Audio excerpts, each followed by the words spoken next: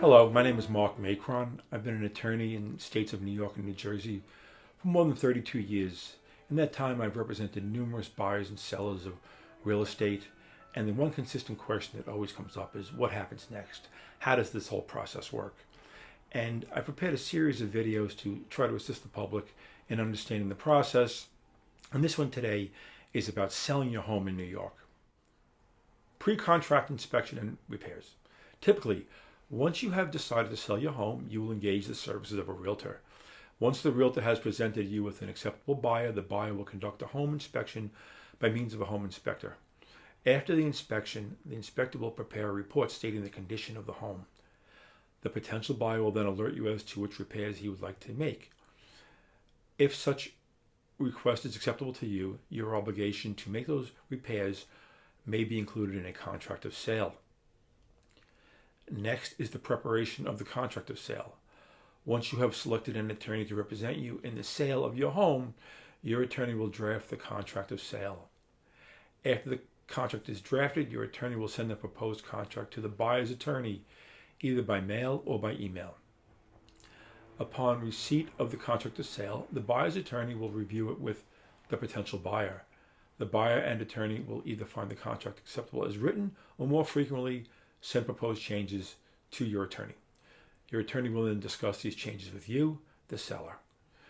Your attorney will then contact the buyer's attorney and inform the attorney as to which changes you agree with and those changes that are unacceptable to you. Once the parties mutually agree to contract changes, the buyer typically signs or executes 3 to 4 copies of the same contract and returns the contracts signed by the buyer to the seller's attorney, along with a contract deposit, usually 5 to 10% of the sale price. Upon receipt of the buyer's signed contracts and contract deposit, your attorney will then go over the contract with you one last time.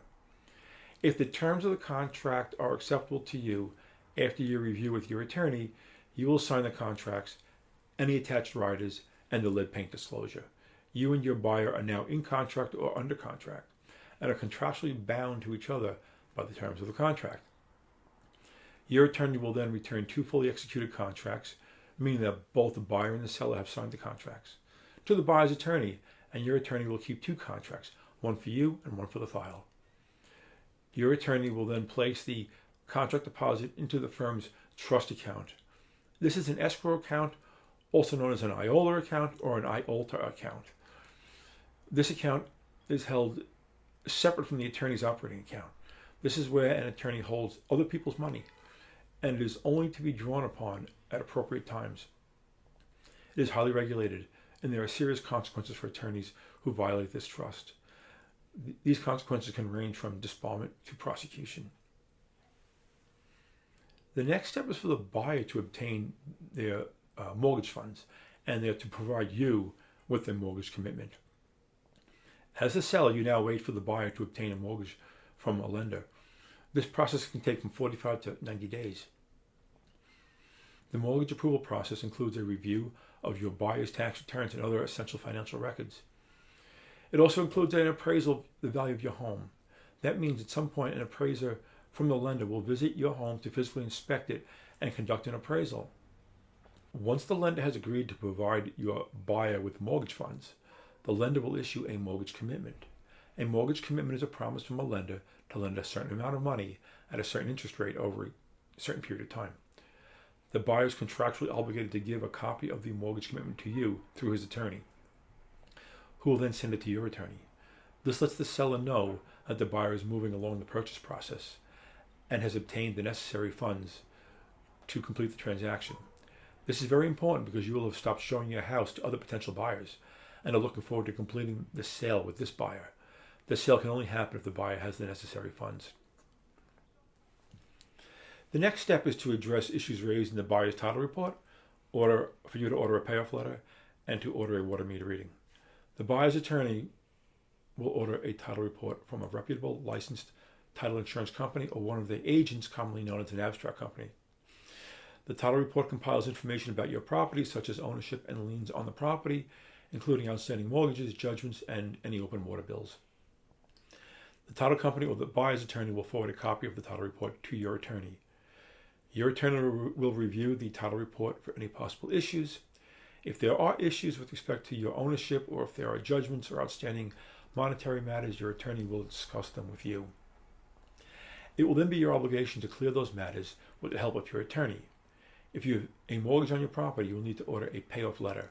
A payoff letter is a statement from your lender stating how much is owed on your mortgage to pay it off by a certain date. The payoff amount is not the amount stated on your last mortgage statement. The payoff amount will be higher, as it will include interest due through the date of the closing, plus any other sums that are due. Ask your attorney when you should order the payoff letter. Upon your receipt of the payoff letter, send it to your attorney without delay. Next is the closing preparation. While you're waiting for the buyer to obtain their mortgage commitment from their lender, prepare to move by lining up your movers and cleaning the house so that there are no issues when the buyer does their walkthrough or final inspection of the home. Typically a day before the closing, or just on the same day just prior to the closing. Make sure the house is in broom clean condition and vacant. There nobody is left in the house. The closing. On the day of the closing, you will meet at an agreed location, usually the office of the attorney who is representing the buyer's mortgage lender. Bring a pen with you, usually black, and your driver's license, and an unexpired secondary form of identification.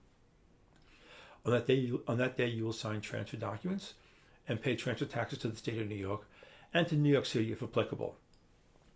You will also sign an affidavit or a sworn statement that there is a smoke detector in the home. You will also pay your mortgage and other outstanding monetary amounts owed so you can transfer title of the home to the buyer, free and clear of your debts of public record that may relate to the home.